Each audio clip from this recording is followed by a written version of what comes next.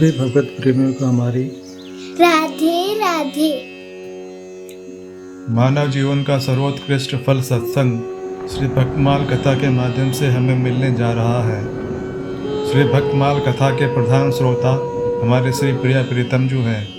उनके श्री चरणों में प्रणाम करते हुए आइए आज के भक्त चरित्र का श्रवण करें।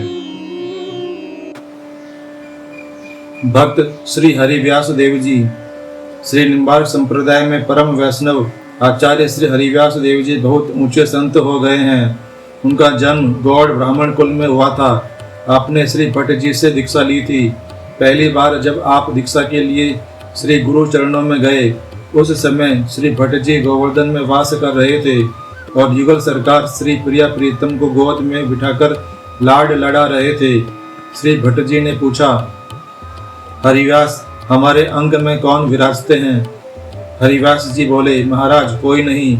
इस पर श्री भट्ट जी ने कहा, अभी तुम शिष्य होने योग्य नहीं हो। अभी 12 वर्ष तक श्री गोवर्धन की परिक्रमा करो। गुरु आज्ञा प्राप्त कर आपने 12 वर्ष तक परिक्रमा की। तत्पश्चात फिर गुरु समीप आए। गुरुदेव ने फिर वही प्रश्न किया और इस पर उन्होंने वही पुराना उत्तर दिया। पुनः 12 वर्ष श्री गोवर्धन की परिक्रमा करने की आज्ञा हुई। आज्ञा सिरुधारी कर श्री हरिव्यास देव ने पुनः 12 वर्ष तक परिक्रमा की। तद उपरांत गुरु आश्रम में आए और आचार्य की गोद में प्रिया प्रीतम को देखकर कृतकृत्य हो चरणों में लौट गए। अब इन्हें योग्य जान आचार्य ने दीक्षा दी। भक्तमाल में आपके संबंध में एक बड़े प्रभावशाली वृत्तांत का वर्णन है।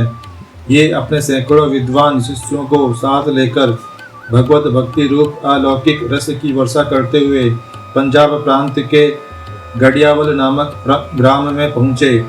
गांव के बाहर एक उपवन में एक देवी का मठ था।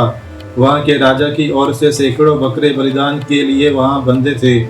निरीह पशुओं की यह दयनीय दशा देख स्वामी जी की आंखों में आंसू आ गए। सब शिष्यों सहित वे वहां से चलते बने।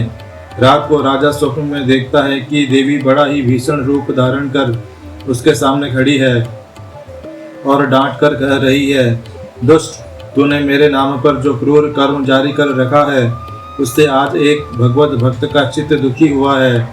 भगवत भक्त के इस क्षोभ से मेरा शरीर जल रहा है। अतः जाकर उन सब बकरों को खोल दे और फिर कभी ऐसा कर्म न करने की प्रतिज्ञा कर। साथ ही स्वामी जी से जाकर माफी मांग और उनसे दीक्षा ले। मैं भी वैष्णवी दीक्षा लूंगी। राजा घबराकर उठा और तुरंत स्वामी जी के पास पहुंच चरणों में गिरकर क्षमा याचना की। स्वामी जी ने उसे आशीर्वाद दिया और सवेरे उसे तथा देवी जी को वैष्णवी दीक्षा दी। कहा जाता है कि उस स्थान में जब अब भी वैष्णवी देवी का सुप्रसिद्ध मंदिर है, वहां अब तक जीव बलिदान नहीं होता, फूल पता से चढ़ते हैं।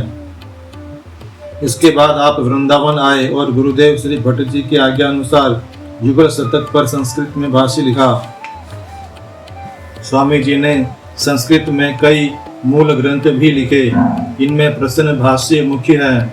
10 श्लोकी के अन्य भाष्यों से इसमें विशेषता यह है कि वेद के तत्व निरूपण के अतिरिक्त उपासना पर काफी जोर दिया गया है।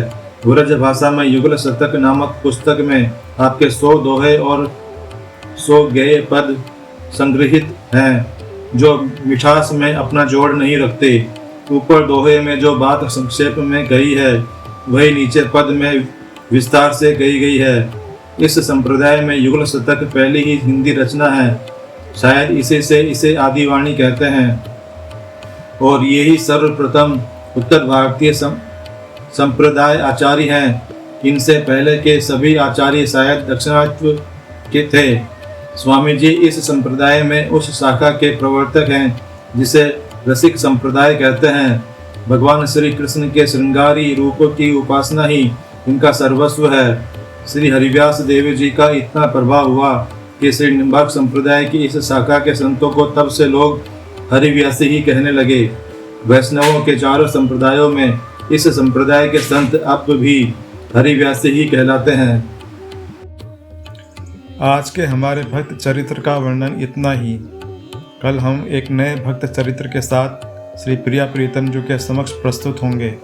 आपको हमारी राधे राधे।